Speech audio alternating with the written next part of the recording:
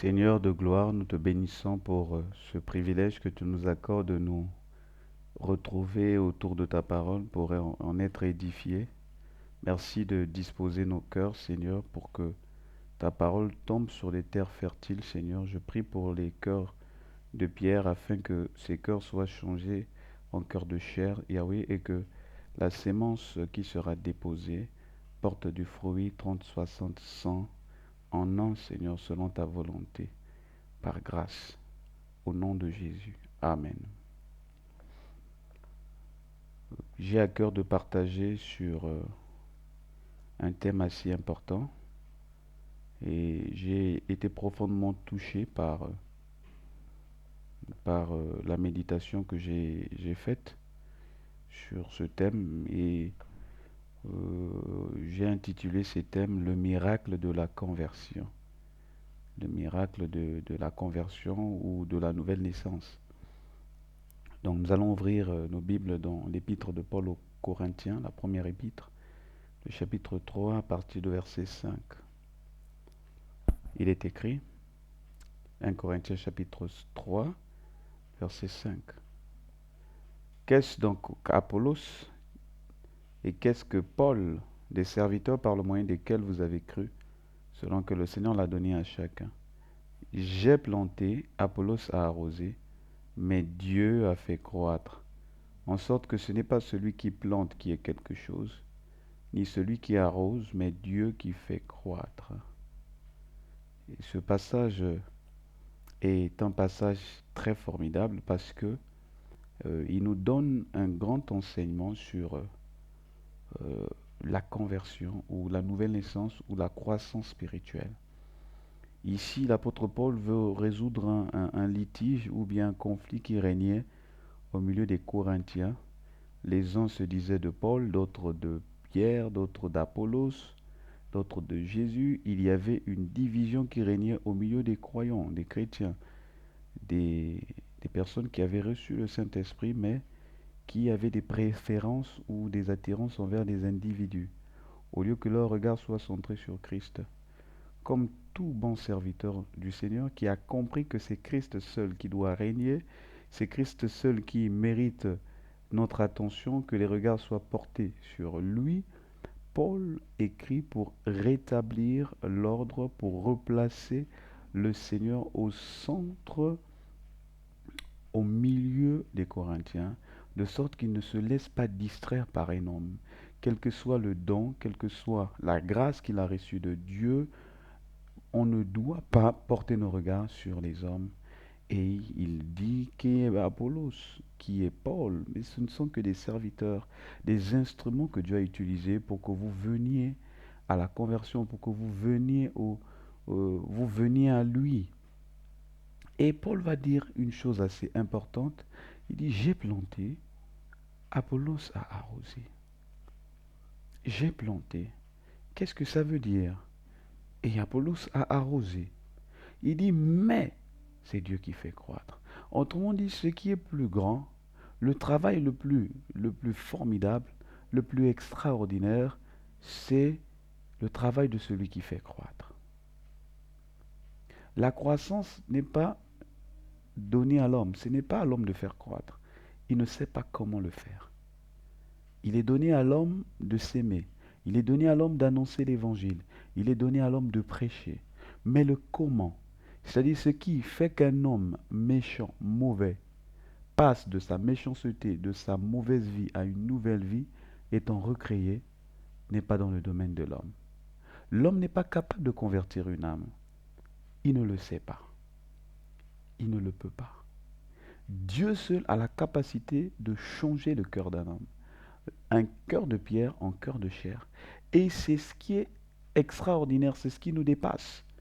Nous allons voir un autre passage qui nous parle aussi de ce processus ou de cette intervention divine dans la nouvelle naissance, dans la nouvelle création, qui est vraiment, qui dépasse l'intelligence humaine. Donc, Marc chapitre 4, dans Marc chapitre 4, on voit le Seigneur donner une parabole.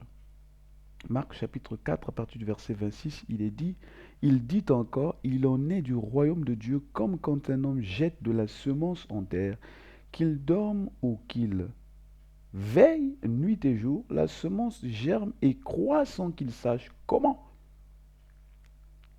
C'est vrai que le semeur a jeté la semence en terre, mais le processus ou le mécanisme qui fait en sorte que cette semence qui a été jetée pourrisse, se décompose et qui est une nouvelle plante qui sort, qui croisse et que cette semence porte du fruit, ce n'est pas le semeur qui peut gérer cela.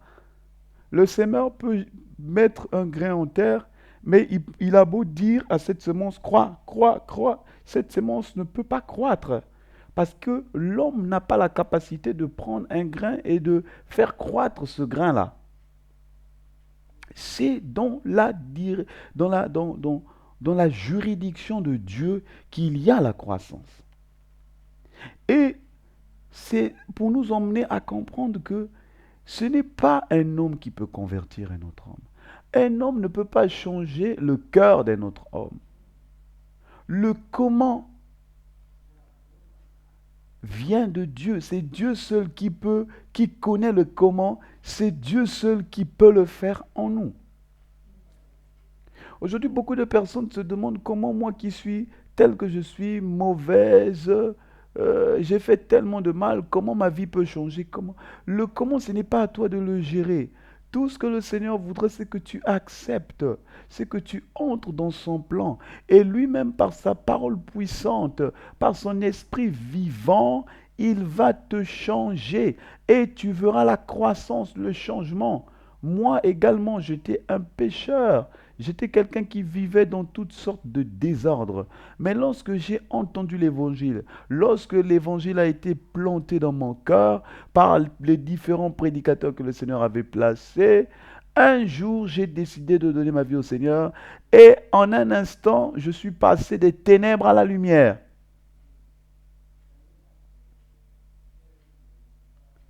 Tout ce que le Seigneur voudrait, c'est que d'un côté, les semeurs annoncent l'évangile et de l'autre côté, ceux qui reçoivent cet évangile puissent dire, Seigneur, me voici. Le comment ne te regarde pas, ne te concerne pas. Et c'est la même question que Nicodème va poser au Seigneur dans l'évangile selon Jean chapitre 3. Il va dire au Seigneur, comment cela peut-il se faire lorsque le Seigneur lui parle de qu'il fallait naître de nouveau, qu'il fallait devenir une nouvelle créature. Le verset 8, Jean chapitre 3, le vent souffle où il veut et tu en entends le bruit, mais tu ne sais d'où il vient ni où il va. C'est là le mystère de la nouvelle naissance. On ne peut pas saisir, de même qu'on ne connaît ni d'où vient le vent, ni où il va. C'est de même, nous ne pouvons pas saisir le miracle de la nouvelle naissance.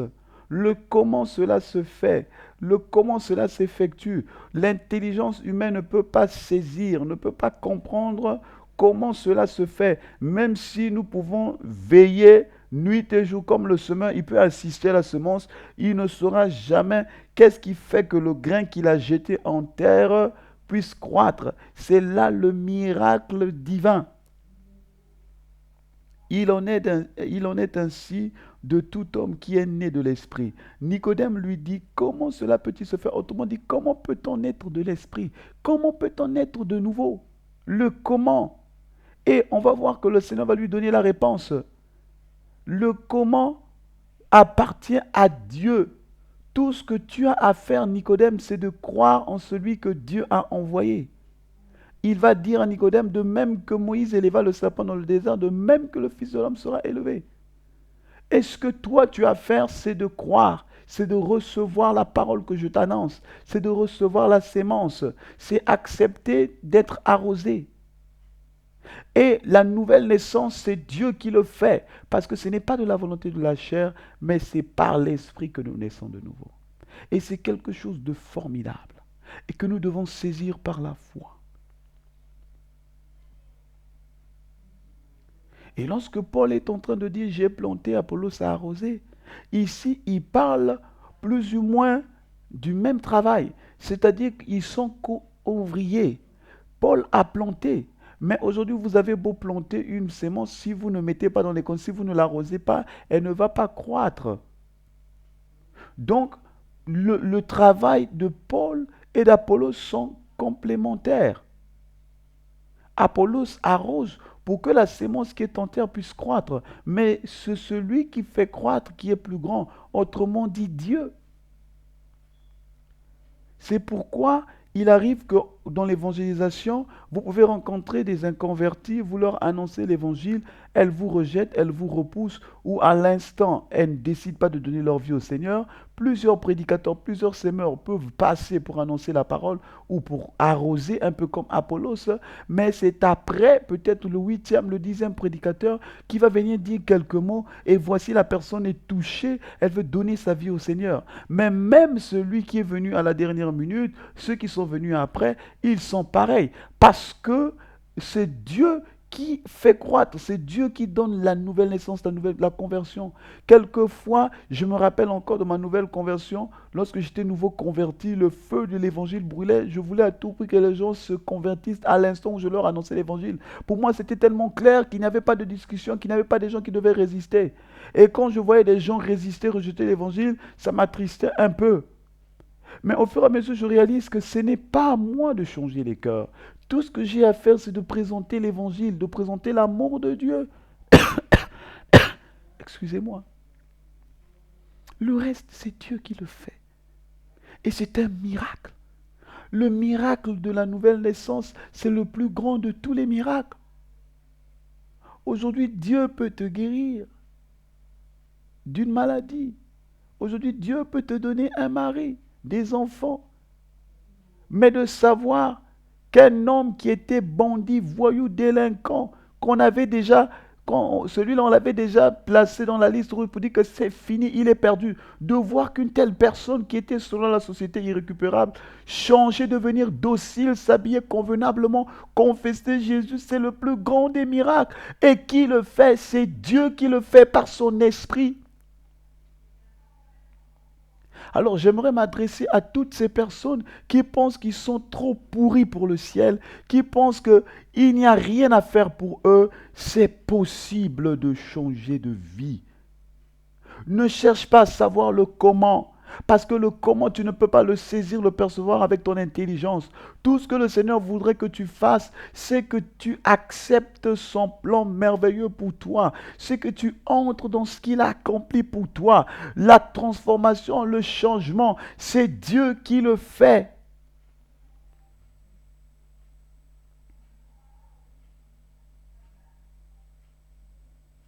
C'est pourquoi le Seigneur dit à Nicodème, ce qui est né de la chair est chair, ce qui est né de l'esprit est esprit. Ce qui est né de l'esprit est dans la juridiction de l'esprit. Ce qui est né de la chair sort d'Adam. C'est de la volonté de l'homme. Mais ce qui est né de l'esprit, ce n'est pas de la volonté de la chair ni du sang, mais c'est de la volonté de Dieu. C'est Dieu qui le fait. C'est une circoncision qui n'est pas faite des mains d'homme, mais de la main divine. C'est Dieu qui change ton esprit vieux, ton esprit ancien. Il te donne un esprit neuf, nouveau dans une sainteté, une justice parfaite, selon Dieu. Et maintenant, tu reçois le caractère divin qui te donne de marcher dans la volonté de Dieu. Ce n'est pas des choses qu'on peut saisir avec notre intelligence. C'est une folie pour l'homme de vouloir comprendre, saisir les choses de Dieu avec son intelligence. Ce que le Seigneur voudrait, c'est que nous puissions croire simplement. Regardez les semeurs. Ils ne cherchent pas à savoir comment les plantes poussent, mais pourtant ils continuent de s'aimer et ils attendent la récolte.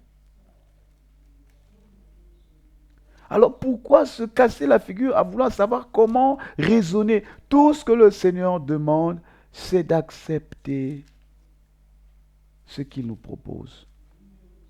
Et dans le chapitre 4 de l'évangile selon Marc que nous avons lu, la Bible dit, la terre produit d'elle-même, verset 28, la terre produit d'elle-même d'abord l'herbe, puis l'épi, puis le grain, tout formé dans l'épi.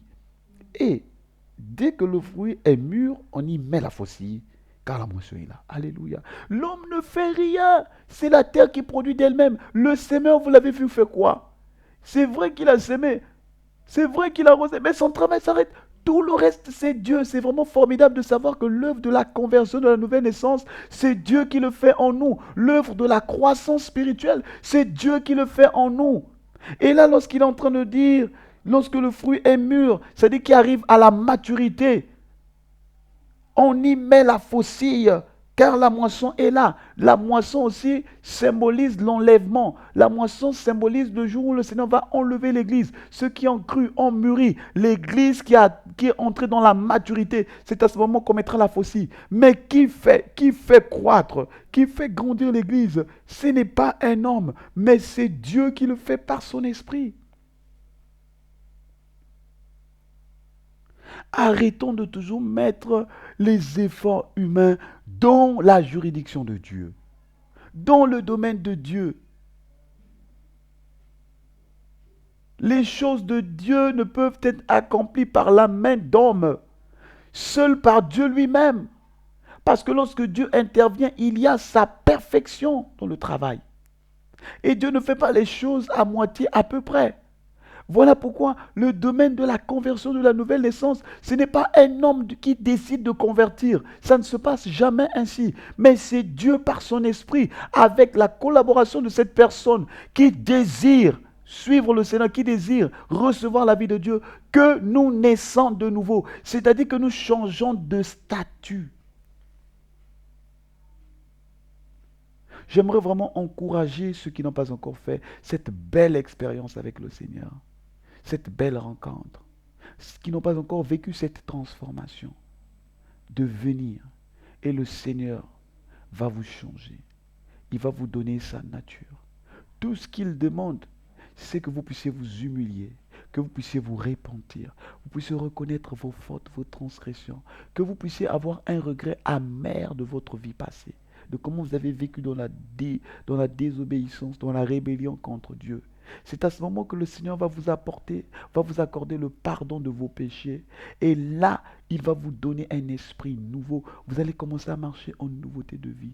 Ne me demandez pas comment, je ne sais pas. Mais certainement, si vous acceptez, vous allez recevoir l'Esprit de Dieu et vous allez commencer à marcher en nouveauté de vie. Et toutes les choses anciennes passeront. Voici que toutes choses deviendront nouvelles dans vos vies. Et combien il y a d'héritage, combien il y a de promesses dans la nouvelle naissance. Lorsque nous recevons la nature divine, quelles sont les promesses qui sont attachées à cela? Il y a de belles promesses. La véritable rencontre qu'un homme puisse faire sur la terre, c'est la rencontre avec son Créateur, la rencontre avec Jésus-Christ et d'être impacté, d'être transformé par le Seigneur. Que le Seigneur nous aide à comprendre, à saisir la portée de cet enseignement-là. Et pour ceux qui doutent, qui résistent encore, il est temps de baisser la garde pour dire Seigneur, ça y est, j'ai trop lutté par mes propres forces, par mes œuvres. Maintenant, je vais accepter gratuitement, simplement ton plan. Fais-le en moi par ta main puissante. Nous allons prier. Merci Seigneur pour ta grâce, pour cet enseignement. Je te loue, Yahweh, parce que tu nous montres le miracle de la conversion, le mystère de la nouvelle naissance. C'est toi qui le fais en nous. Tout ce que tu voudrais, Seigneur, c'est que nous puissions accepter. Oh Seigneur, tu as voulu t'adresser aux sémeurs, à ceux qui annoncent l'évangile.